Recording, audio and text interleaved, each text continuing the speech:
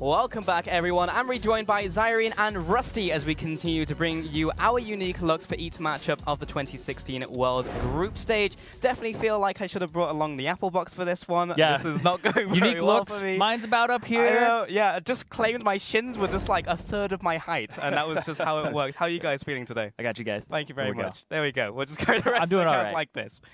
Rusty? Nice. No, fantastic. Excited to get into the first game, of course. All shortness aside, this is going to be pretty cool. Yeah, very entertaining. It's a very different experience we have for you guys. But RNG versus Splyce, we are swinging the camera around to Splyce's perspective, turning on the fog of war and experiencing the match the way the players on stage do. So a completely new experience for like competitive League of Legends and indeed us. I just don't know how this is going to go. Yeah, basically we're going to be Splyce and we're going to figure out how scared we are during the game. Yeah, do we need to role play? It's just like, oh, where's the jungler now? Yeah, he could be here. MLXG could be anywhere. Like that's honestly what this is going to be, is a lot of you can't see where MLXG is, and that's what's going to actually allow you to appreciate a little bit more of RNG and their randomness, in my opinion, and figuring out like, that they didn't know that they were there, and that's what's going to be really cool about this. There's a reason we chose Splyce in particular. It is the random nature that is RNG. You never really know what they're going to do at any time. They're the least predictable team, I believe, even jungle pathing-wise, in the LPL, with a couple of outliers that also aren't here now. So it's not an easy thing for Splyce to do, to predict RNG, and we're not going to have their comms either, I believe, is one clarification we should make. It's us pretending we're them. Yes. I mean, it's probably going to be pretty... It's going to... Yeah. Oh, you're I mean, does the Australian accent ever actually get mistaken for European? I mean, it probably does at some point. Yeah. Yeah. I mean, I've been called Australian once, and I'm very British, so I have no idea. It's the same thing, right? Yeah, exactly. I mean, I wouldn't know anything else. We're going to take a look at the stats, or some of Splyce's vision stats right here, and you can see just like some of their warding, and of course like first blood as well. But what are your guys' predictions for how the early game is going to go? Because of course RNG very much live up to their name in terms of RNG and where they just put focus, but how do you think it's actually going to go in game? I think their early game is going to be difficult to say. It does come down a lot to Trashy, and I just wanted to clarify as well, all of those stats respective to their role in the EU LCS are actually really lowly ranked besides First Blood participation, which was second in their league. So Splyce, as far as their pre-15 stats are concerned, highlights that they're actually about 9th or 10th in their league, which was not very good. Yeah, it's pretty bad considering there are 10 teams in that league. Like, bottom of the standings in terms of how much they're actually warding, but what they've been able to do is actually use aggression from Trashy, use some late game plays, and that's what Splyce is all about. Splyce is about getting through that early game and then circumventing some of their laning weaknesses and having Wonder and Trashy kind of carry them until that point, and then Senkux and Kabe come online, and that's those late game team fights that they really actually shine in. Yeah, that's definitely traditionally what it's been like in the European LCS. I want to talk kind of about RNG and your experiences with them. Like, whereas typically their focus, you said they were kind of all over the place in terms of jungle, but when you're looking to like carry, where do you think the focus is going to be? How are they going to exploit Splyce? I guess it's a cool contrast here when you look at Splyce and say it's top heavy with Wonder carrying. It's the exact opposite for RNG. They never go to Looper's lane. They never even look at him and consider him a feature, barring the teleport, where he can then use that to come to Uzi, because everything is always going to be about Uzi, always going to that bottom lane, trying to make big plays as 2, 3, 4, even 5 members. One unique adaptation we saw yesterday was Marta disappearing, leaving Uzi to his own devices, so there's a chance that Looper and the rest of the team are working around MLXG because he doesn't place a lot of wards. Xiaohu covers that slack. MLXG is a farmer, an invader, and an aggressive all-around player, so having Marta telling MLXG what to do means that this erratic and quite difficult to predict team is usually being aggressive on the bottom half of the map. Yeah, and I think another good thing about this Fog of War stream is it's not just MLXG, it's Mata. Well, yesterday on the Thunder Cow on Alistar, able to actually flank a whole TSM and get some fantastic plays off. And that's what's beautiful, is he respects the enemy vision, and that's the problem coming into this, is we talked about the ward stats for Splyce. They don't have a lot of vision that they typically put that you need to respect. And that's what they're going to have to change coming into this if they do want to come out with a victory, in my opinion, because RNG, they take a lot of risks, and they respect vision, but at the same time, if you have that vision and they haven't cleared it, it's still a very good thing for you, and you're able to actually catch them off guard because they will go aggressive. That's the thing, right? Like, they have been putting down a lot of pink wards. They have been respecting the vision at the very least, but if you start to put a bit of emphasis on that vision yourself, they do have to take calculated risks that often don't go in their favor because they have no choice. That is how RNG play the game. All right, here's the champion select. Gentlemen, RNG versus Splyce. We're going to have some of these bans coming out. Seems a decent amount of respect towards the junglers as expected for this matchup. The Elise and Nidalee taken off the table. Kassadin as well aimed towards the mid lane of Senkux.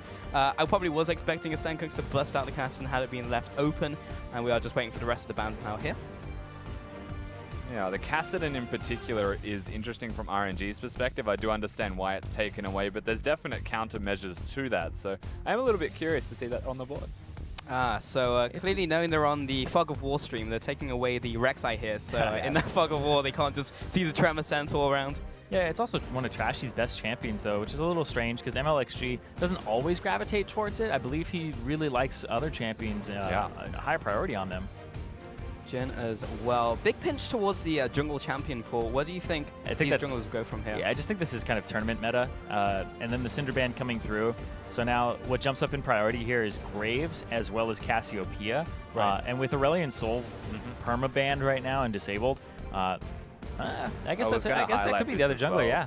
That's true. MLXG, you said he can play other champions. He likes Lee Sin. He could also play a Hecarim. So the decision from RNG is, am I farming or am I ganking? And obviously it does leave open the Cassiopeia that you mentioned, but it means that they're going to have early pressure. They might actually start picking champions for Xiaohu around that fact. Yeah, and I think that the Cassiopeia is something that you have to pick here if you're Splyce. You can flex it. I think that, like, we talked about this yesterday where Wunder has always been an innovator. He's the guy who brought out like Talia top lane. Like, this might be a Cassiopeia that could eventually go to the top lane and be something that Wunder plays.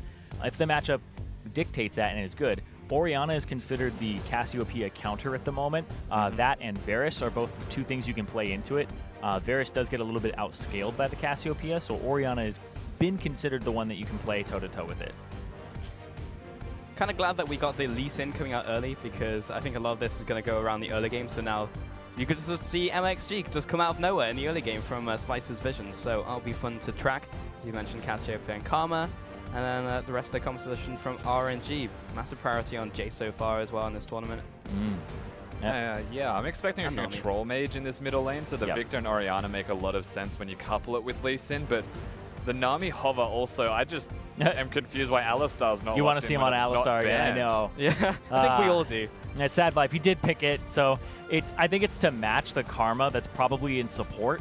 Because if you play Alistar into that, you're getting shoved in the entire time. You probably don't get opportunities to roam because the Karma helps with the wave clear. So now you have a ranged support in the bottom lane for Mata that can actually hold up against the Karma.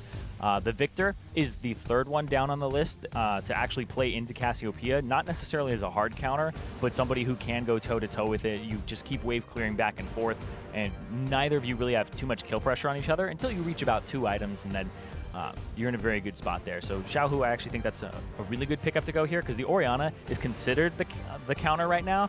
I'm still like not 100% sold on that because in my mind, every time I picture an Orianna versus Cassiopeia lane, I just see like an Orianna panicking, like shielding herself and running away as the Cassiopeia is running her down. Like, that's just the mental image I get when I hear about that lane. And if you are just joining us again, use the hashtag AskTheCasters to have your questions answered in-game. It will be answered by ourselves. No pro player here, unfortunately, but you're an ex-pro, Rusty, so that counts. That's actually very true. Nailed it. We've got the Nara and his region has never here. lost a game at Worlds. So. That's true. That is a true statement. As a mid-player, FLICKR has never beaten me. That's true. In a competitive game. What a stat. What are we looking to round out this picking phase from RNG here, gentlemen? I was expecting Cannon, so I would be surprised if they don't lock this one in. Yeah, super good into Nara. Exactly, yeah. Love it. It's also really good at escaping an Olaf. If you save the Lightning Rush, even level it up at level 2 so that you've got more safety in your lane. You should never die from a gank in these situations. It also helps a lot when Splyce's composition is move speed based. Yeah, I definitely agree. And the fact that this isn't going to have too much to help the Kennen get in, but the Kennen is a really good pick here into the Gnar. You also have the Lee Sin on your own team, so you never had to worry about that in Champion Select of getting kicked away. They don't have anything that's going to push you out unless it's the Gnar who's going to Mega Gnar and like shove you away. So Kennen has so many easy ways into these team fights, has a good counter matchup inside of that lane, and it's just all around really good pick there. And it's funny because they were respecting this so much. Splyce were saving their last pick for their AD carry against Uzi. It's like, don't give Uzi the counter pick. They just make sure that they have something because you know Uzi will try to take the counter pick every time. It's so bizarre to see a counter pick ADC. And in the remade game from yesterday with RNG, I believe this is the lane that they were beating with the lane that Splyce had. So they know exactly how this plays out. And we'll have to see if RNG can adapt to that accordingly because Splyce definitely know it works. we've got the full compositions now. Talked about like the champions individually, but what are the team composition looking to do? Let's start with RNG. I think the Lee Sin, early pressure, is something that we do have to note. Which lane he would look towards, in my opinion. Mid lane's worth considering because the Victor's got a lot of lockdown if Cass is going aggressively, which you'd expect if he's trying to win that lane. Right. So I think there's a lot of early avenues of attack. For RNG, I think they should pressure the middle lane, but really they can just sit back and scale. They've got the Nami Ezreal that will win lane just by poking. They should be able to get towards those team fights. Yeah, I think that they're both teams are looking for team fights, but I feel like RNG a little bit more so with that Kennen, and the fact that they have so much power with those double mages in the mid and the top lane. And everybody's going to kind of look for that mid-game spike. Everybody's going to look for that 2-item spike here. The Cassiopeia alongside the Sivir, like that's a little bit more around 3. So Splyce, if the game goes a little bit longer for them, it may be better. But I swear this is such a hard composition to play against that RNG have drafted for themselves. There's so much magic damage here. The effective range of these champions is so high. They have some disengage with the Nami, and then they have the Kennen on top of it for engage. It just gets really difficult to play against this. All right, ladies and gentlemen, in a game of RNG versus Splyce, and this is the Fog of War stream. Even on our side, we just turned the Fog of War on. So we're as blind as you are, and as blind as indeed Splyce are. So very excited to see how this one works out. Unfortunately, you do have to note that there's a couple of pings from RNG. We're going to have to try and play around pretending we can't see exactly where they're pinging and going. Yeah. I mean, that could be like anything, right? It's like a game of battleships. But we do have a slight pause, I think, coming in, as I am just calling that one up. But Splyce being like, yeah, why is our Fog War enabled? What's going on? Yeah, it does look like a Splyce problem. Believe he's talking to Sencux there, and from what I see from the referee. Yeah, hopefully he doesn't have the same luck as Bjergsen. Causes a problem every single game. And that's us. Hello. So what do you think we're looking to track most in the laning phase? Should we be following like Trashy around to see what he's influencing, and so we get to see more of the map? Yeah, and mostly Trashy. I feel like Trashy's the one that you have to follow around as the Olaf, and especially up against MLXG. If you're in the wrong place at the wrong time, then your lanes are going to get killed, and your Lee Sin is going to be able to take over the game on RNG's side and set up these lanes that are very snowbally. And like if a Kennen gets off the ground, he wins a team fight by himself. Yeah. Stuns everybody, does half their HP, and then everybody just has to follow up. Whereas like if you get the Gnar going, it's like not a big deal. I know, I know. We've all done it. We've all done it at some point. It has happened. It's like, are you even writing anything today? Or just holding the pen? I just like waving it around, actually. Yeah. It just makes me feel good. It makes you feel better about what you're saying. Like, I feel naked without a pen. I'm going to get a pen. There you go. Just the ultimate derailment of your point as well. Yeah, it's great. It's perfect, though. It's perfect. I don't even know where I was going with that. I think Trashy is who we should highlight. Is the other segue to that, to re-answer the question one more time. I think that Wonder should be who he looks towards ganking because win conditions of Splyce is an important feature. But I do have to challenge whether he looks there or whether he does go bottom to try and counter gank. Something that EDG lost doing was playing away from their strengths towards the opposition's strengths. Yeah, it's a problem because that top lane is one that you have to kind of sack because it is a Gnar favored matchup, but Kennen is gankable. I will say that all he can do is really lightning rush away, and if Gnar is on top of him, then you're just going to get the slow follow-up. So it's a possibility to gank that top lane, but you really want to set ahead your bottom lane or your mid lane here if you are Trashy. So it's a rough time. I mean, Wonder even acknowledging that he's going to be taking a lot of damage, has the shield, instead of going offensive with a Doran's Blade, so wants to sustain his way through, which would indicate, as per an Olaf clear, he will do a full clear and try and have a little bit of added sustain up there, on the assumption Trashy won't be making his presence known until after the first recall. All right, so I love to check Kennen runes all the time because I've seen so many different ones, and a lot of the time you end up running a bit of attack speed in your runes. So he has 0.76 attack speed, which means he is running attack speed runes on this Kennen.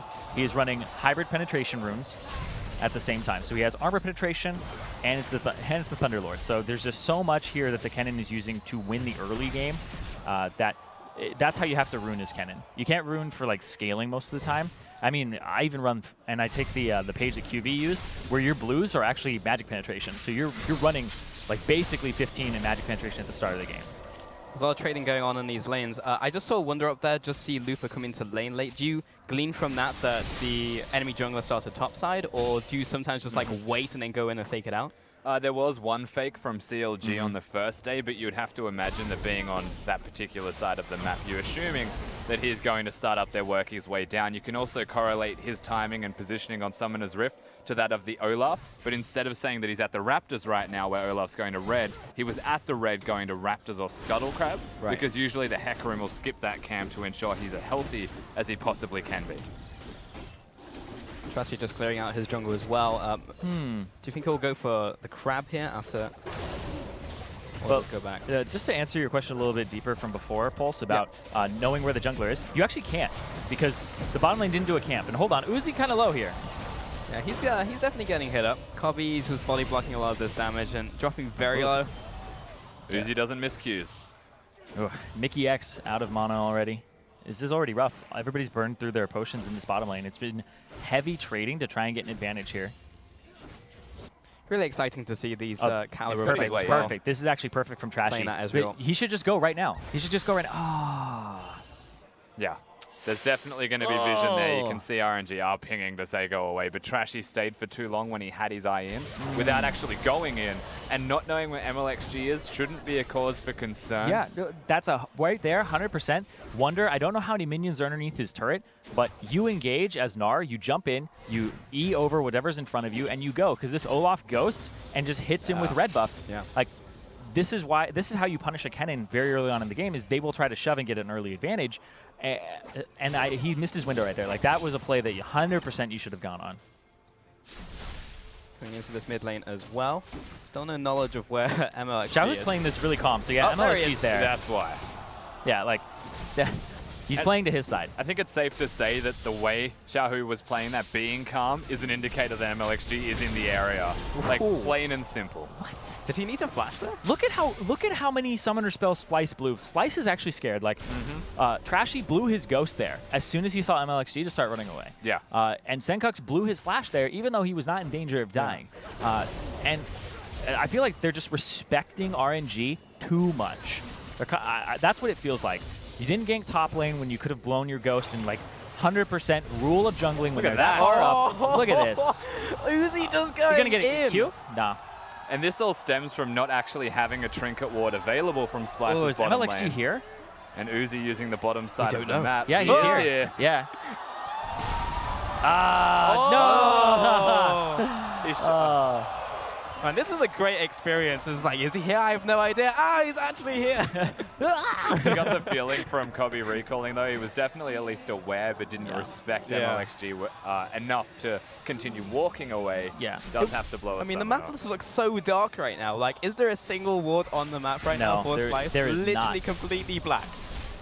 Yeah, they've gone back to base. They've got 2 pink wards. This is the first phase where they will start to place more wards, but Trashy going for the Boots of Lucidity on his Olaf once again to accelerate clear and get a bit of extra move speed around the jungle means he won't be able to place vision, where you know that MLXG will be able to by upgrading towards his jungle item sooner. Yeah, and another thing to note as well, just in terms of advantages, like, you should have blown your ghost early on to get this kill top lane, and now look what's happened. Looper's already forced Wonder back. It's TP advantage. The Gnar went back for items, sure, but this Kennen now has an ability to make a play on this level 6. Trashy knows there's no ward. He has the Raptor Sense Smite, and so he knows that Kennen has no idea where he is. He's razor sharp right now, but now he knows where the Lee Sin is. Now he's just going to go top? You can't get a gank top like that. He's 100% solid. I don't know. Nah, he's going to stay on blue buff. There's like no way he'll go up there. Like, you can't gank top, but you can head over there. But Could have done Scuttle at the very least, right? But he can't see where the mid laner is of RNG. You know Xiaohu's going in that direction instead of placing vision because he doesn't have vision. He has Boots of Lucidity. He doesn't opt towards the Scuttle Crab. He's now being bullied away from this. Trashy is wasting so much time in a jungle area where he has nothing to actually kill there. Should have just rotated, went to the bottom half of the map, but he is showing too much respect to MLXG, who's not even level 6. That's this Raptors buff as well there. Yeah, he also has Ghost back up, so that's one of the advantages of running Ghost is, oh, that's not the right way to juke Mickey. Oh, no. Yeah, I think he's... He's alive. Oh, Uzi! What are you doing, going Kobe? down, man. Copy! Cobby has heal, so they're baiting. Yeah. So does Uzi. Uzi has heal, yeah. But I'm like, at least walk forward and get the heal. Like, You bait the summoner and you don't get it, it's still a problem. MLXG is definitely going to be near this area, even if Trashy is. He has nothing to do top half of the map entirely, and his red buff is about to spawn. So on cue, you do see MLXG show up, just to clear a pink ward though. So from seeing that action bot lane, is the Lee Sin just beelining towards the bottom side? We knew he was like around the bottom. He had nothing better to do, really. Yeah, that's done. What? And that's Ghost, too. That's Ghost. Yeah. Part of me wants to like slow-mo how he somehow got stunned turning the opposite direction, but I know it's usually mouse input that actually determines if you get stunned or not the direction you're facing. Oh, Xiaohu's? If your last mouse input is actually forwards after you've juked, you'll still get stunned when you're facing away. Yeah, it has to do with 90-degree angles. So basically each champion, if they're facing forward, you basically put a line through them 180 degrees to their left and right, and if any of that is facing Cassio, then they're good. Oh, Mickey X. Well, he doesn't have any flash anymore. He's not dead. Yeah. Well, okay, he's very dead. Very dead. And right here, this is actually a fight that Splyce could have won. Senkux. Oh, boy. Wonder. That surprises us as well. Oh, what is he doing? Oh, okay. He finally he gets needs to the transform, kill, but yeah. Senkux will get this one as well. Yeah. And where's MLXG? Where is he?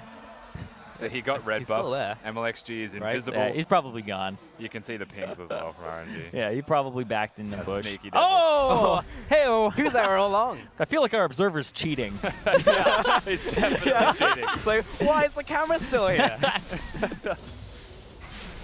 So to recap, that bottom lane once again was a big mistake from Kobe and Mickey. They didn't place another ward. They don't have a trinket to place in that bush. They didn't have a sight stone, I don't think, to actually put in there at the same time, so they make a mistake and die for it. Yeah. On the top side, it's actually a better collapse from Splyce overall, but RNG was here first. And this is something that this is actually not good by RNG, in my opinion, because look at the way that the top lane is set up. You're missing creeps as Kennen because it got shoved in. Wonder is here first, so it could have been a 2-on-3. Before Kennen showed up, then it would have been a 3-on-3, and they would have been able to actually come out with more. But the way that it ends up going is a 2-for-2, with the bottom lane actually happening at the same time simultaneously. So I feel like RNG could have gotten punished more heavily for that if Olaf had just used a summoner spell to stay alive and just be like, all right, I'm going to run around, I'm going to run to the right side of my jungle, delay you. That's all he had to do.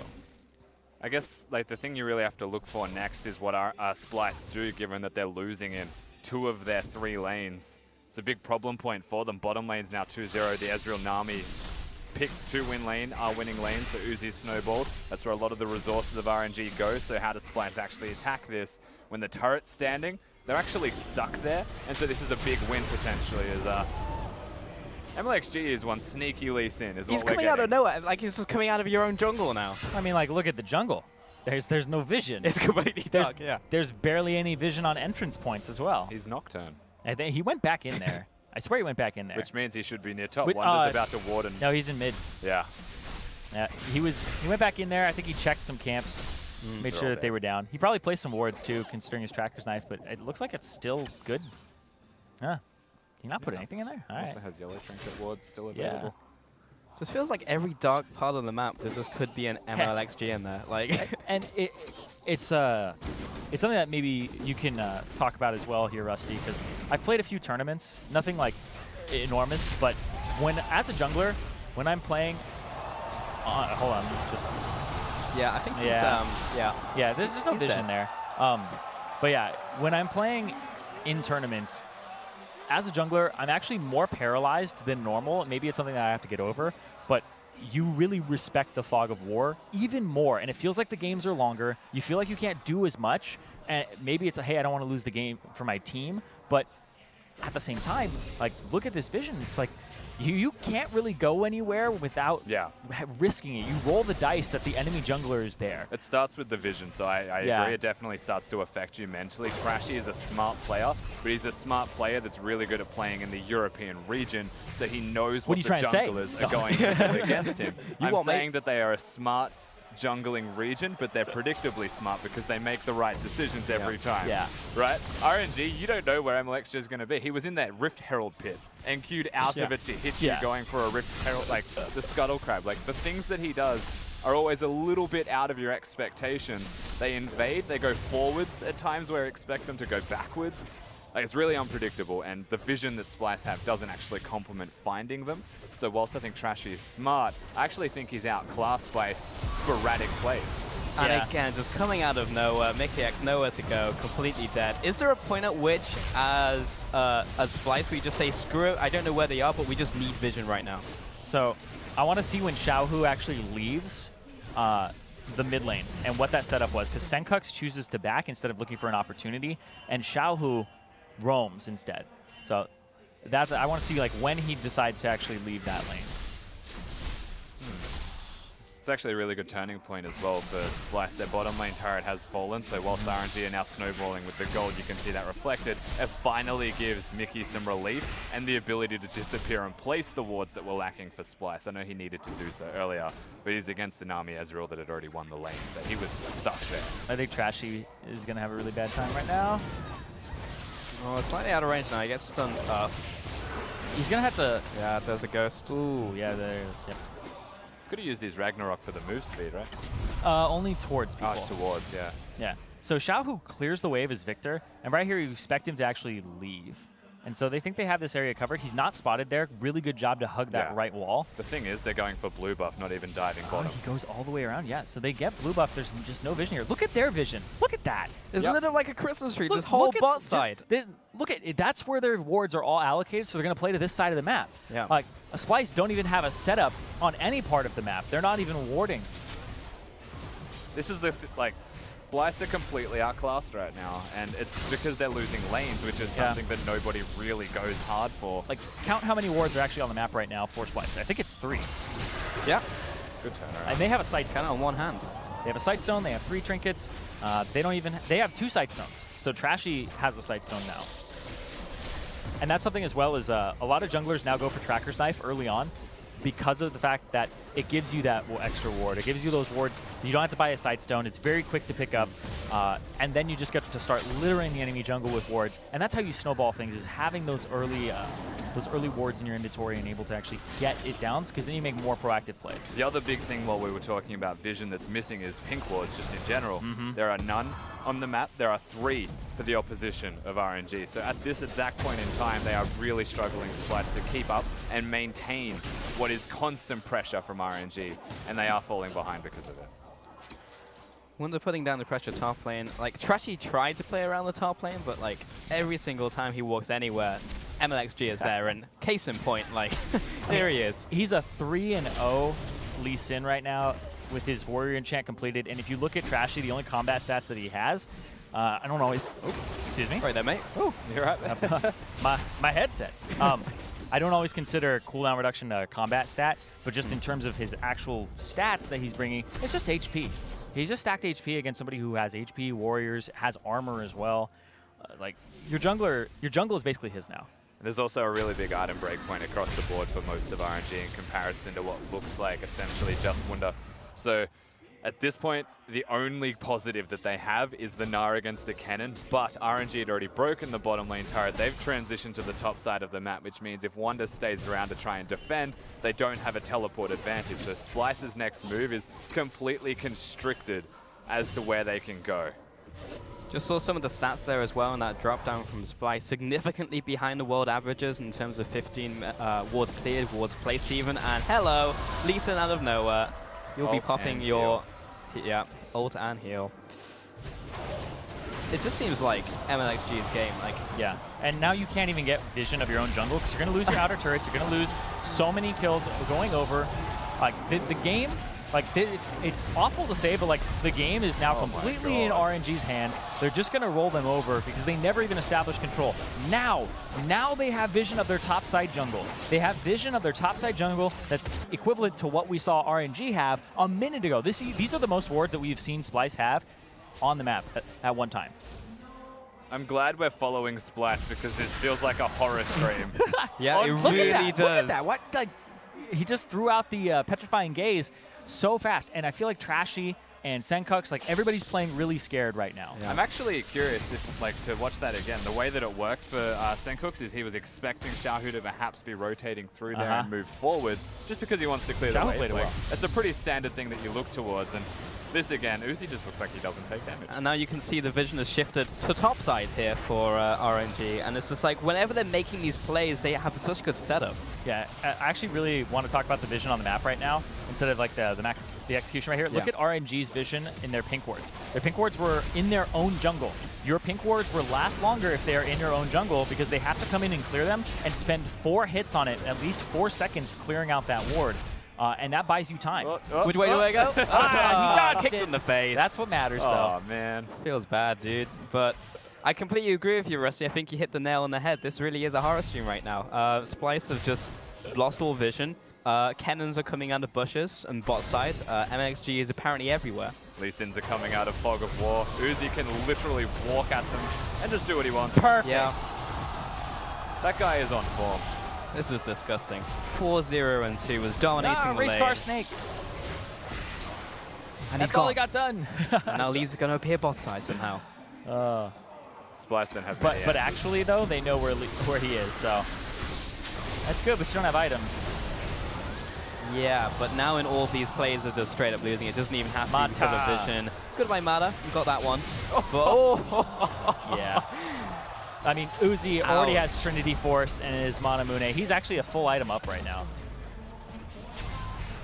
Yep, that is a completely true statement. Because Uzi said, oh, I'm crushing this kid. I'm going to buy a Cull. And he still wins the lane. That's just how ridiculous that matchup was. Is he just got an early Cull, had it pop, put him way ahead of the curve. I'm actually interested to see how much gold he actually has up. Perfect. That's a lot. He almost has twice as much. He is 800 gold away from being twice as much. That's bonkers. That is crazy. Yeah, he's a bit fed. Real talk though, like you're behind in a game like this, like Splyce.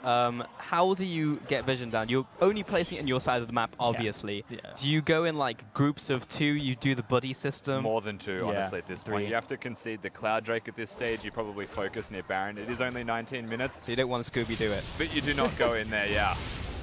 You have to look towards the Baron. Yeah, this is...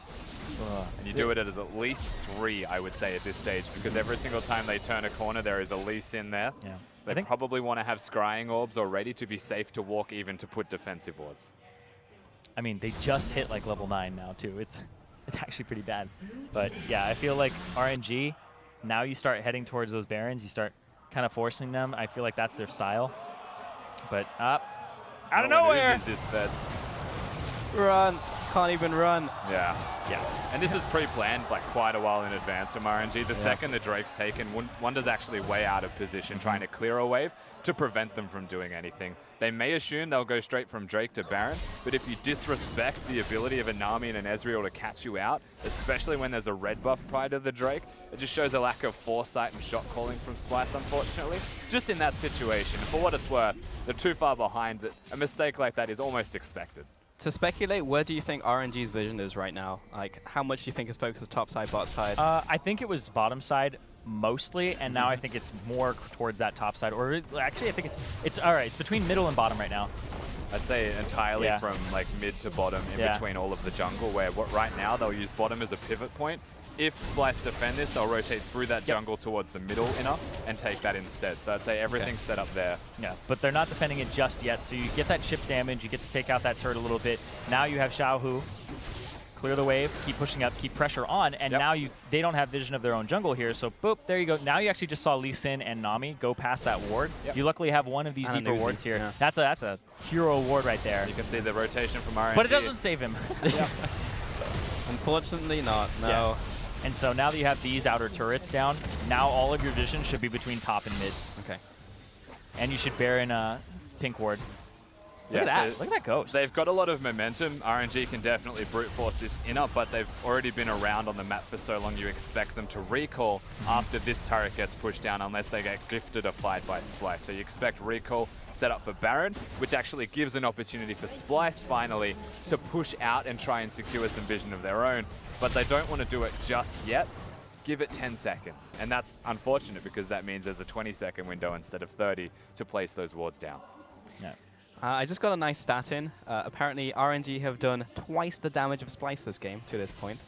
So I believe it. Yeah, I really do. 13,000 gold advantage, 22 minutes in, 6 towers ahead. Not quite the perfect game, but pretty close to it. Where's he going? He's afraid. He's going to away. base. Yeah. Just getting the enhanced recall out there. Which is now Baron. Looper has his teleport available. Watch the way Yeah, Splyce now I'm rotates. pretty sure they're doing it now. Look at where the vision is. They have one pink ward, and he can place one here. It's probably already being done. Really? No, Uzi was mid, yeah. That's what they want you to think. And they Sorry, want you I'm basing a as well. pessimist when I play the game. When I don't have vision of Baron, I'm like, they're doing it now. You're that guy in Solo Queue is just like, they're on Baron. They're all Baron. idiots. 5 people bought it. They're on Baron. And then they ward it and it's not there. It's like, I'm an idiot. Rule of thumb for Splyce in this case as well, as they only have one blue trinket, so when they're in a defensive position, they might want to actually have 2, so I'm surprised that Sankox hasn't actually changed over to it, because they need to be able to at least see if they can't control vision, and they can't control vision because RNG have just recalled, they're about to have their sweeping lenses up, and they're about to have their pink wards down. Do you this think is the point where they're stuck. Do you think that's an active choice from the Sankox, keeping the totem just because like they have no vision, or an oversight? I hope not. That shouldn't be an active decision. Yeah. Some people value it, but I definitely feel like when you're behind, Scrying Orb goes up and actually, you know what? Scrying Orb at all points is just better. Like if you're ahead, you just start Scrying Orb your own jungle so that you have permanent vision in there. And you just light that thing up. But if you're behind, then you just start using it to scout things instead Start of playing face-checking. battleships, right? Yeah. LXG split pushing. There they are. Found them. He was there first. Yeah, this looks like it might be the fastest game of the tournament so far. Yeah, maybe 24 minutes in, looking for the fight as well. Uzi just chip damage. My god, that damage coming in from, hey, missed a skull shot. Oh, that was really beautiful. And that one. Doesn't really matter because Splyce is taking so much damage. Yeah, they're actually probably going to go for another turret here if they have the minion wave. Yeah. A little one flooding in. Wonder's about to be Mega as well, so your safe bet's to rotate from here to mid, then to Baron. But Uzi really likes killing people, so he's just going to be in their base, apparently. They had a decent wave top as well, but yeah, it looks like it's mid to Baron. And again, they have such a big lead, the Baron's actually considered a potential throw pit. It's a waste of resources when you are far enough ahead, so it's just rough as Splyce. I like this from Uzi as well, with the Bloodthirster, because the only way that you lose this game is this Uzi dies. Right? Like, you have to get blown up. Look at Uzi. So, yeah. Uzi's on the front lines. He's looking to assassinate people. He's just getting healed. Yeah. Losing 2 members that's there as perfect. well. He's dead. Oh, double kill as well for Uzi. Dead. Yeah, it's God, the House of Cards. It's all the coming flash. down. Man. Triple kill as well. That's a Quadra kill. Man, Uzi panning out those stats, dude. 5 and 0. Yeah, that's the end of the game. Yeah, that's the fastest game of the tournament, I think. 25 minutes. And damn. We saw how it was done from Splyce. Like, there's a missed opportunity from Trashy early game to upset the top side of the map. Then, if you have that kill as Olaf, like you're ahead of the curve, you're able to actually contest vision, because one of the biggest things that we didn't really go over too much with vision is the fact that when you are behind, you don't even have the combat stats to contest vision. They're getting more vision than you because they have Sightstones earlier and whatnot, and they can actually just go into your jungle. But the fact they just have flat more combat stats than you means they get to keep that vision, they get to contest it, and every time you try to contest your vision in the jungle, they will beat you, they will get kills. So that's the problem once you start getting behind, is your vision, you cannot hold on to it. So Uzi did over 5 times the damage of Kobe. Oh. Kobe in that game. Oh my god, yeah. That is 22,000 to 4,000. Kabe did the least amount of damage to champions in the game. Yep. Man. Less than Nami, less than Karma, less than Olaf.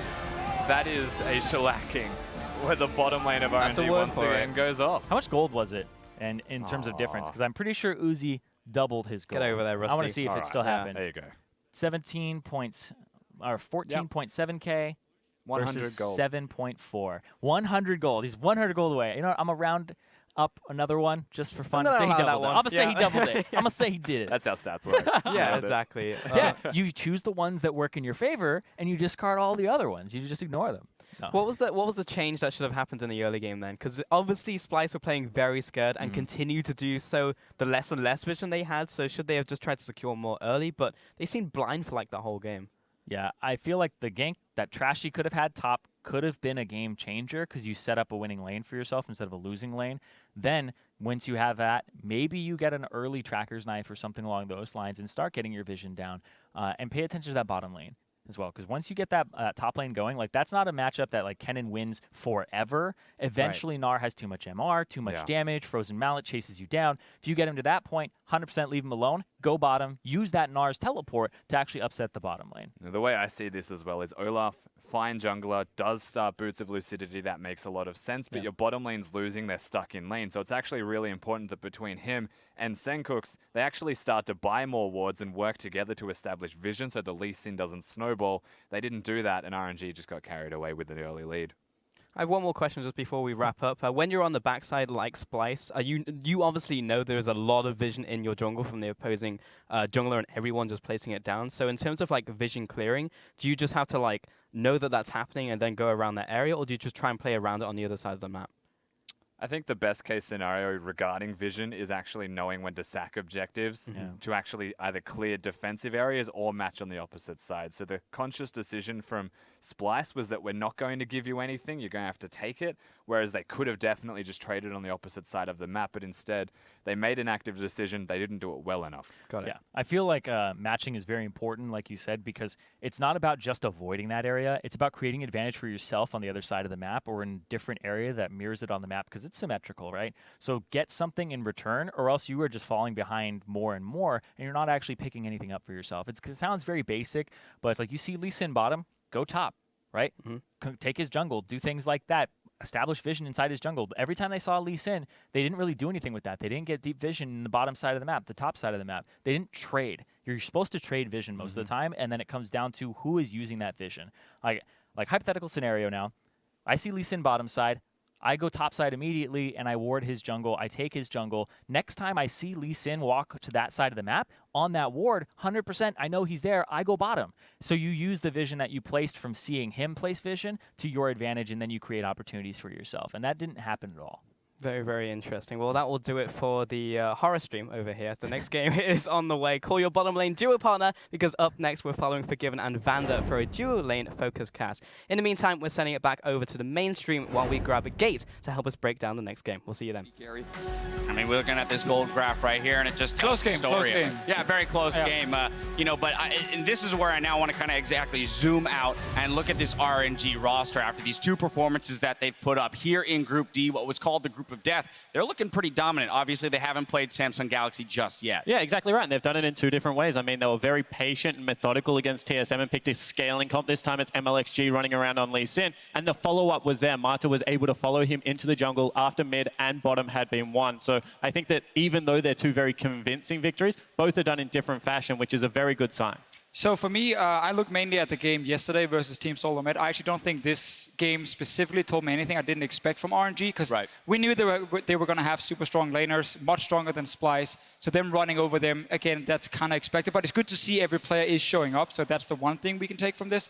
The game yesterday, I mainly just look at Mata. Like when this guy shows up, RNG just has another playmaker on their team, and he's such a massive carry as a support. So when he's able to show up on Alistar and other picks, I think RNG looks strong. So I actually think that was a really good sign for them. But here's the thing, then he plays Nami, he's landing every single bubble there. So, I mean, we talk about, hey, give me Alistar and I'll win you the game. Apparently, give him Nami, he'll win the game too. But the player that I'm looking at in this game is Uzi, player of the game here. We mentioned already with those crazy laning statistics, but this man led the charge today. 10-0 and 4 KDA.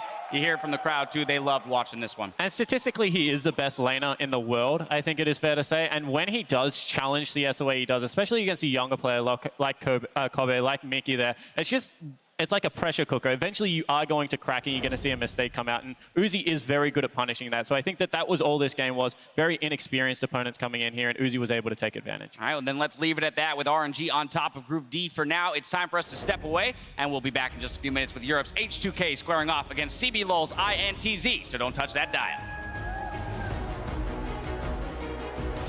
Today, boys, is about showing up. We have the tools to play at the highest level. Now it's a question of using these tools. This is a very tense early game here. Yeah, another bounce. Uzi, he's going to lock up blood for Uzi!